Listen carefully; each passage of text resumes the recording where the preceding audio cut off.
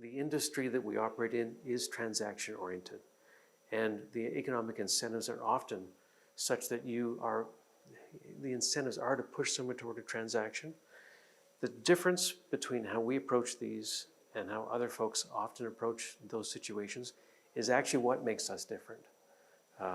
We're not really interested in high pressure situations. We're not really interested in pushing people too hard because we want to make a fee. Other people can operate that way, and we simply choose not to.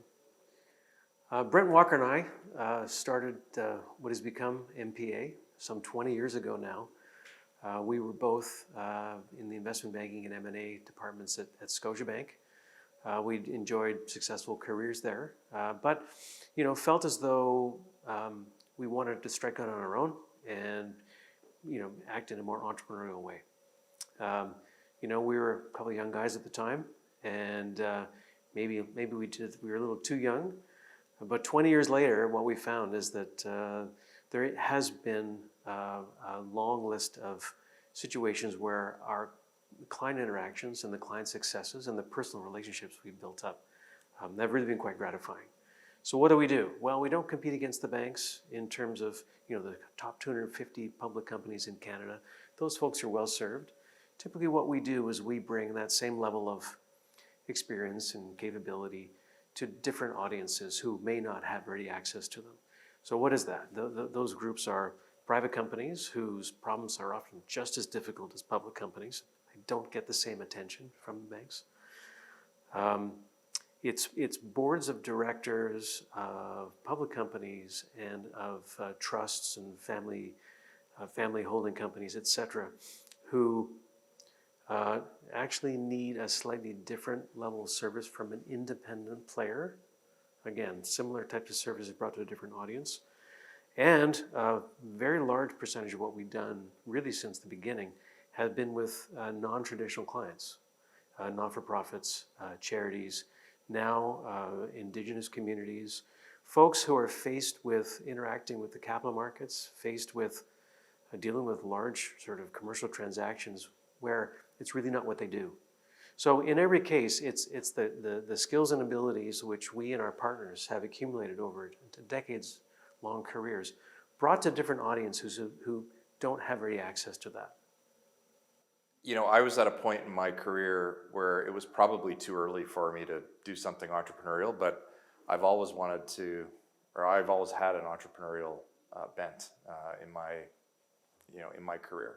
I started at Lancaster, which was an entrepreneurial M&A boutique. I'd launched businesses before that, and mostly by some accidents of history, I ended up at a bank-owned firm and did that for 8 years, and got lots of good experience and made lots of contacts, and determined that I really enjoyed doing the business. But it became very clear that long-term was not going to be a rewarding place for me to do what I like to do, which is help clients.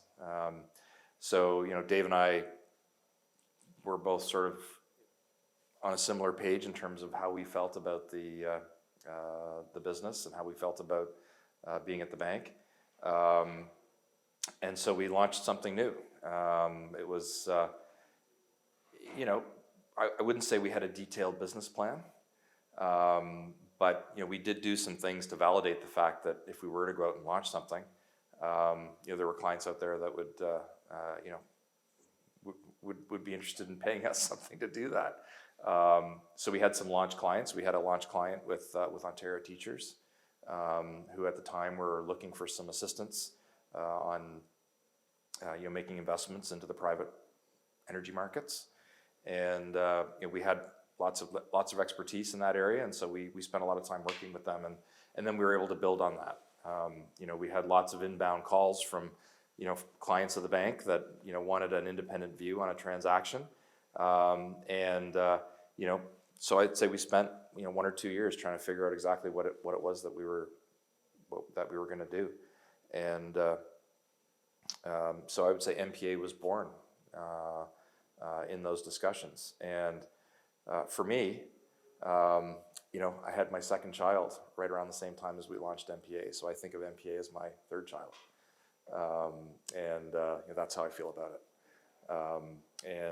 So we've been trying to raise, not to overdo the analogy, but try to raise this child that we've had for 18 years. And being entrepreneurs, I'd say for the first 5 or 10 years, we were very focused on making sure that we kept the overheads really low, so that we could make the business sustainable. We very quickly found ourselves in the teeth of the financial crisis. Right, that was 2008. I mean, we launched in 2006, 2007, and so almost right away we were finding ourselves in situations that were unprecedented. Lots of client opportunities came out of that. Our clients found themselves in unprecedented positions, and they needed people like us that had the experience, the expertise, and didn't have any preconceived business models or anything else to help them through those challenges. And we found that in the aftermath of that, there was a lot of opportunities for us to build the business. So coming out of the financial crisis, I think we continue to grow it. We continued to build up our reputation, built up firm-wide qualifications. And I'd say like around 2015, 2016, I think we decided to really expand the business. We'd done a lot of work, investing firm and partner capital in a variety of client situations, and that enabled us to build up some balance sheet capability and actually make some investments in the business.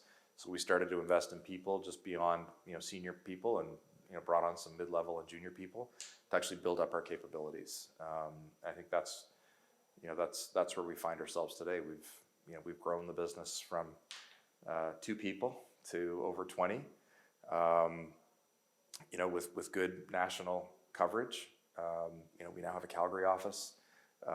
We've got an affiliate office in Montreal, and I think we've grown into one of the larger independent M&A advisory platforms in Canada. If you'd asked me when we launched if this is what I thought it would be, I have no idea if this is what I thought it would be. But I'm very proud of where the business is at and where I think we can take it. I think we're very focused on the client. We're very focused on the client as people. I think the promise that we make to our clients is that we know that they're finding themselves in a situation that they probably have not found themselves before, and that they need our help. And so I think our mission in life, our why, is to make sure that the clients feel like they've got our help from the beginning to the end. And I think the traditional market experience with investment bankers is that the banker treats the deal as the client rather than the client. And I think that's the biggest differentiator that we have relative to a lot of other people. If you want to hire somebody to be an assassin and get to a predefined objective, there are types of firms and there are types of guys out there that you hire for that. But if you want somebody that has your back and is going to be there through all the hills and valleys of these processes, whatever that may be, then nobody's better than us at doing that. Most clients don't do financial transactions every day. For many companies, buying a competitor or finding a new investor is something that they do once a decade. It's not their bread and butter business. It's something new and different. That's where we come along. That's the work that we do. We help people find the right acquisition targets, or find the right buyer, or find the right investor, which is not part of their normal everyday work. And it's entirely understandable that if you don't have experience doing something, or you don't do it very often, you look for some help.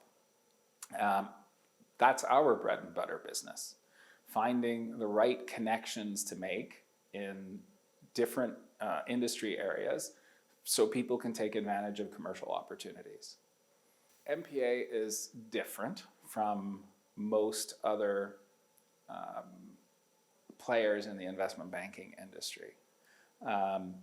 It's a small shop, it's an independent shop. We're focused exclusively on our customers. We don't cross-sell, we don't upsell, we don't have another agenda. Our agenda is to help our clients get what they need. And you know, we look to get paid for the service that we provide. We have to earn a living like everybody else, but we only succeed if our clients succeed.